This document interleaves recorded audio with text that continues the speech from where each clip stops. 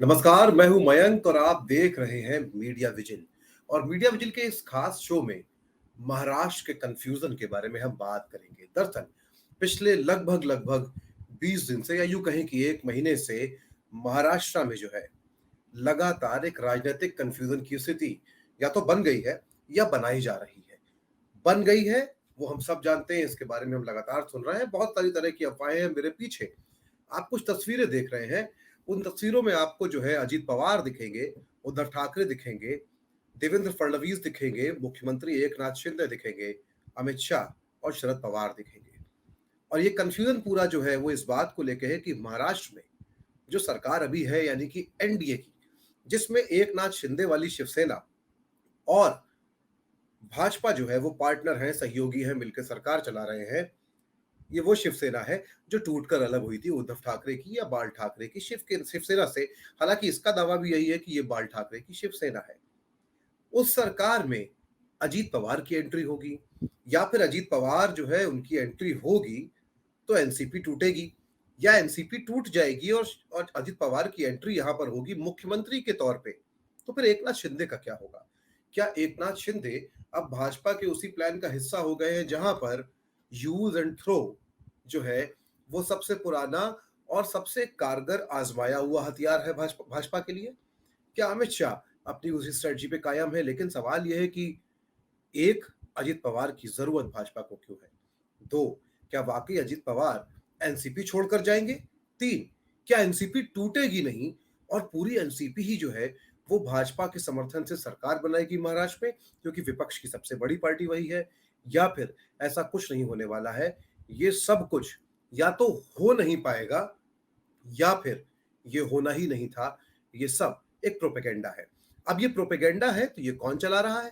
और अगर ये प्रोपेगेंडा नहीं है तो इस बारे में बात क्यों हो रही है? तो हम बात कर रहे हैं महाराष्ट्र के राजनीतिक कंफ्यूजन की कि आखिर यहाँ का राजनीतिक कंफ्यूजन क्या है। तो मोटे मोटे सवाल क्या है हमारे सामने, एक बार फिर से दोहरा देता हूं। क्या एनसीपी महाविकास अघाड़ी छोड़ेगी? क्या महाविकास अघाड़ी बना रहेगा? क्या फिर अजीत पवार का जाना, एनसीपी का टूटना ये सब सिर्फ अफवाह है? क्या भारतीय जनता पार्टी अब एकनाथ शिंदे को किनारे लगाना चाहती है? और फिर आखिर भाजपा के लिए पेच कहां फंस गया है? या कहें कि अजीत पवार अगर जाना चाहते हैं तो उनके लिए पेच कहां फंस गया जो वो अभी तक नहीं जा पा रहे हैं?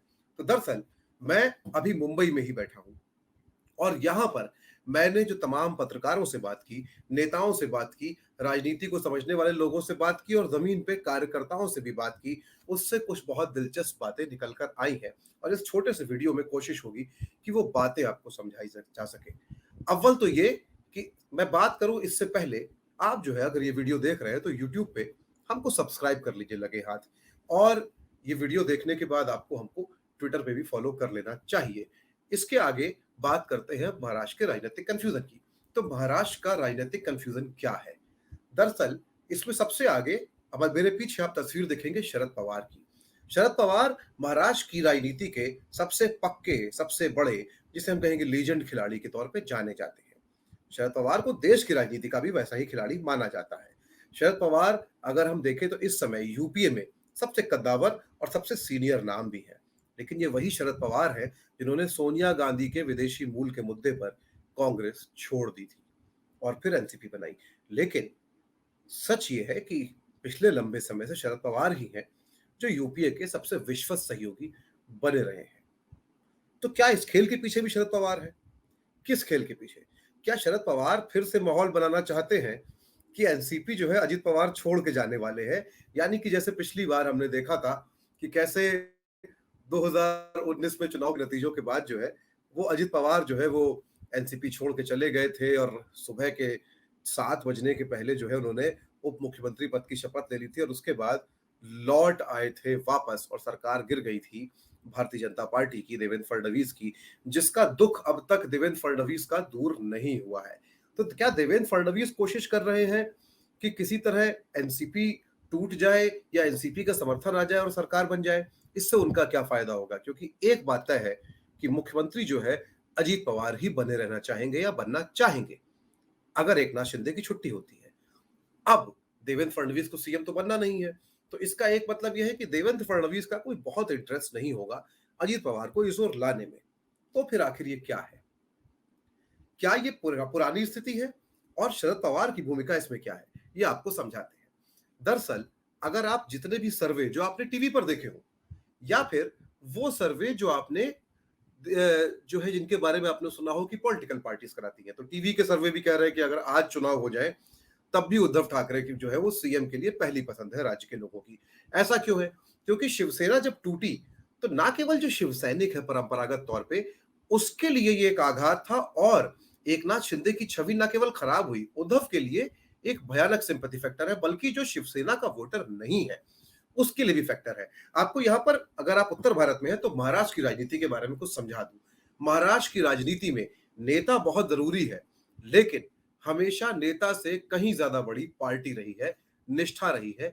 ईमानदारी या समर्पण या निष्ठा जो है वो मराठी जो एक वोटर है उसमें बहुत महत्वपूर्ण रहा है। यही वजह है कि राज ठाकरे जो है वो छोड़कर तो चले गए शिवसेना, लेकिन शिवसेना छोड़ने के बाद उनका क्या हुआ हमने सबने देख लिया। शिवसेना के वोटर ने उनको वोट नहीं दिया। मनसे जो है सिर्फ एक न्यूसेंस बन के रह गई महाराष्ट्र की राजनीति में। अब आगे आते हैं, एकनाथ शिंदे ने जिस तरह से तोड़ा शिवसेना को और उद्धव ने जिस तरह की विनम्रता दिखाते हुए, जिस तरह का जेस्चर दिखाते हुए हम कहें पॉलिटिकल जेस्चर, एक हम्बलनेस, और मुख्यमंत्री के तौर पर उनका कार्यकाल के बारे में हम सब जानते हैं, उससे जो है लोगों के बीच उद्धव के लिए न केवल एक सिंपैथी है, उससे एक ये मैसेज भी गया है कि न केवल एकनाथ शिंदे ने धोखाधड़ी की, गद्दारी की, बल्कि भारतीय जनता पार्टी ने भी एक बहुत गलत काम किया इस तरह से शिवसेना को तोड़ के। शिवसैनिक इससे और इकट्ठा होकर कंसंट्रेशन में जो है उद्धव ठाकरे के साथ खड़ा हो गया है। अब यानी कि जमीन पर शिवसेना की स्थिति बहुत मजबूत है। अभी तक सबसे मजबूत पार्टी एनसीपी है। एनसीपी अपना वोटर बेस नहीं छोड़ना चाहेगी। अब आते हैं आगे, क्या होगा अगर एनसीपी जो है वो भाजपा के पास साथ चली जाए, समर्थन दे दे पूरी पार्टी, तब क्या होगा? इस परिस्थिति में ये अभी की बात अगर हम करें तो जो भी राजनीतिक विश्लेषक हैं महाराष्ट्र के, यहां तक कि जनता, उसका ये मानना है, हमने कई लोगों से बात की, कि अगर ऐसा होता है तो उद्धव ठाकरे जो है वो जिसको टिकट दे देंगे वो चुनाव जीत जाएगा, विधानसभा नहीं, लोकसभा का। और ये याद रखना होगा कि लोकसभा को चुनाव जो है वो महाराष्ट्र में पहले आएगा और उसके ठीक बाद विधानसभा के चुनाव होंगे।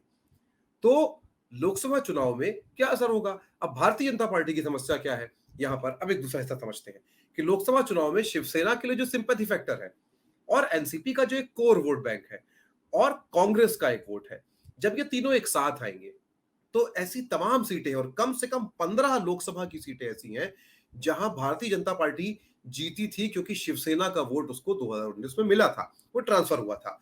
इस बार वो वोट ट्रांसफर नहीं होगा, यानी कि वो 15 सीटें जो है वो भाजपा के हाथ से निकल सकती हैं। उनमें से कई सारी सीटें भाजपा के हाथ से जा सकती हैं एड़ी चोटी का जोर लगाने के बावजूद, यानी कि 10 सीटों का नुकसान कम से कम 2024 के लोकसभा चुनाव में भारतीय जनता पार्टी को हो जाएगा। तो एक, बीजेपी ये नहीं चाहती है। दूसरी बात, दो दो ये कि विधानसभा चुनाव में भी यही स्थिति रहेगी। अब अगर एनसीपी जो है वो छोड़ देती है साथ, तो क्या होगा? तो एनसीपी का भी बहुत सारा वोट या बहुत सारा तमाम सारा वोट वो कंसंट्रेशन होगा, एनसीपी का नुकसान होगा। अगर अजीत पवार चले जाते हैं, अब एक और स्थिति वाली स्थिति भी देखते हैं, अगर अजीत पवार चले जाते हैं कहां पर? भाजपा के साथ, यानी कि एनसीपी को तोड़ देते हैं, तो क्या होगा? अभी की स्थिति में वही होगा अजीत पवार के साथ जो एकनाथ शिंदे के लिए हुआ। शरद पवार पूरे प्रदेश में घूमेंगे, सुप्रिया सुले जो है पूरे प्रदेश में घूमेंगी। सबसे दिलचस्प क्या होगा? अजीत पवार एनसीपी के अंदर जो लड़ाई लड़ रहे हैं वो लड़ाई ये है कि सुप्रिया सुले को शरद पवार आगे बढ़ाना चाहते हैं, बेटी है उनकी, और अजीत पवार चाहते हैं कि पार्टी के मुखिया शरद पवार के बाद वो बने, उत्तराधिकार उनका हो, और जो जायज बात भी है, इसमें कुछ गड़बड़ नहीं है।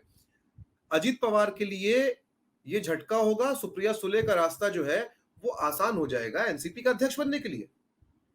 और ऐसे में जो है वो ना केवल अजीत पवार के लिए नुकसान है चुनावों में, आप ये समझिए कि विधानसभा चुनाव और लोकसभा चुनाव दोनों में एनसीपी जो जितनी भी बची रहेगी वो जिसको टिकट देगी वो जीत के आएगा, यानी कि शिवसेना, एनसीपी और कांग्रेस यानी कि महाविकास आघाड़ी एक बहुत मजबूत गठबंधन बन जाएगा।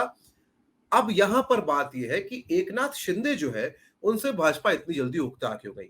बार बार ये बात फैलाई जा रही है कि चूंकि अदालत का फैसला खिलाफ आ सकता है विधायकों की योग्यता के मामले में, इसलिए ऐसा है, ऐसा कुछ नहीं है। भाजपा ऐसा कोई संकट फिलहाल नहीं देख रही है और फिलहाल अभी फैसला आया भी नहीं है। और फैसले में ऐसे कोई चांसेस नहीं है कि एकनाथ शिंदे के खिलाफ फैसला जाने वाला है, ऐसा कुछ नहीं है। कोर्ट की सुनवाई में भी ऐसा कुछ सामने नहीं आया है। तो फिर मामला क्या है? मामला दरअसल ये है, जो अंदर खाने की खबर है वो ये है कि भले ही आपको देवेंद्र फडणवीस इस सरकार में बड़े भाई की तरह, बिग ब्रदर की तरह दिखते हो, पर वो है नहीं। एकनाथ शिंदे के पास बिना गए कोई भी फाइल कहीं और नहीं जाती है, ऐसा कहा जा रहा है। ये हम नहीं कह रहे हैं, ये हमने जिन सीनियर पत्रकारों से और नेताओं से बात की, विधायकों से बात की, उन्होंने भी ऑफ द रिकॉर्ड ये कहा कि इस बात से भाजपा परेशान है। एकनाथ शिंदे को समझा गया था केवल एक रबर स्टैंप होंगे, पर वो रबर स्टैंप भर रहने को तैयार नहीं है, क्योंकि उनको भी अपनी शिवसेना, जो एक बहुत बड़ी जिम्मेदारी या कहे सरदर्द उनके ऊपर आ गया है, वो तो चलाना ही है। तो यहां से चीजें बहुत बदल रही हैं और भारतीय जनता पार्टी अब तैयार नहीं है। इसलिए प्लस लोकसभा चुनाव में बहुत समय नहीं रह गया है। अब इतने कम समय में अजीत पवार भी अगर जाते हैं छोड़ के, तो वो क्या कर लेंगे? इतने कम समय में शरद पवार अगर पूरी पार्टी लेके समर्थन कर देते हैं भाजपा का, तो उस नुकसान को वो कैसे कैसे रिकवर करेंगे? और कोई नहीं चाहेगा कि अभी की स्थिति में शिवसेना और कांग्रेस मिलकर चुनाव लड़े और एक ऐसी स्थिति में आ जाए कि अपने दम पे शिवसेना और कांग्रेस सरकार बना ले, यानी कि एनसीपी और भाजपा दोनों का नुकसान। शिंदे के बारे में फिलहाल यहाँ कोई सोच भी नहीं रहा है, इस बात को बिल्कुल क्लियर दिमाग में रखना होगा। तो ऐसे में क्या संभावना है? कोई संभावना नहीं है। फिलहाल ये सरकार या तो जैसे चल रही है वैसे चलती रहेगी, या फिर कोर्ट का जो फैसला होगा उससे तय होगा। कुछ लोगों का कहना है कि बीजेपी जो है सरकार गिरा के राष्ट्रपति शासन लगा सकती है। भारतीय जनता पार्टी ऐसा कुछ नहीं करेगी, क्योंकि अगर वो ऐसा करती है तो उसकी पोल खुल जाएगी। क्योंकि अभी तक वो यही कहती आ रही है कि उसने शिवसेना नहीं तोड़ी, विधायक असंतुष्ट थे और वो आए, उसने सिर्फ सरकार को समर्थन देके जो है वो सरकार बनवाई है। उसको सिर्फ शिवसेना जो टूटी है उसको समर्थन देके सरकार बनवाई है, और यही वजह है कि एकनाथ शिंदे को मुख्यमंत्री बनाया गया। अब अगर भारतीय जनता पार्टी ये सरकार गिराती है, तो उसके लिए चुनाव में जाना और अपने वोटर का सामना करना मुश्किल हो जाएगा। तो महाराष्ट्र का राजनीतिक कंफ्यूजन वैसे बड़ा भ्रामक है, पर इस कंफ्यूजन को हम दूर करते हुए आपको एक चीज बता रहे हैं कि जो बातें कही जा रही हैं उनमें से कुछ नहीं होगा। जो होगा वो बहुत ड्रास्टिक होगा, अनपेक्षित होगा, या फिर कुछ नहीं होगा। 24 के लोकसभा चुनाव तक ये सरकार जो चल रही है वो ऐसे ही चलेगी, महाविकास अघाड़ी ऐसे ही बना रहेगा, और विधानसभा चुनाव तक कोशिश होगी भाजपा की कि किसी तरह जो है वो इस स्थिति में आए कि विधानसभा में जो है सरकार दोबारा अपनी ला पाए अपने दम पे। क्योंकि विधानसभा चुनाव तक शरद पवार कम से कम छोड़कर गठबंधन नहीं जाने वाले हैं। शिवसेना तय कर चुकी है उद्धव ठाकरे की कि वो नहीं जाएगी, और कांग्रेस को तो नहीं जाना है। मुंबई से मैं मयंक सक्सेना, मीडिया विजिल के लिए। हमारा यूट्यूब चैनल जो है, एक बार फिर से आपको कहें कि सब्सक्राइब कर लीजिए। ट्विटर पे हमको @मीडिया विजिल इंडिया, आपकी स्क्रीन पे जो है वो नीचे लिख के आ रहा होगा, ये हमारा हैंडल है। इस पे ट्विटर को हमको फॉलो कर लीजिए। हमारी वेबसाइट है www.mediavigil.com। इसको देखते रहिए, बुकमार्क कर लीजिए, और हमारे वीडियोस को जो है प्लीज शेयर कीजिए, लाइक कीजिए। सब्सक्राइब तो आपको करना ही है। फिर मिलेंगे ऐसे ही एक वीडियो में महाराष्ट्र की बात करते हुए।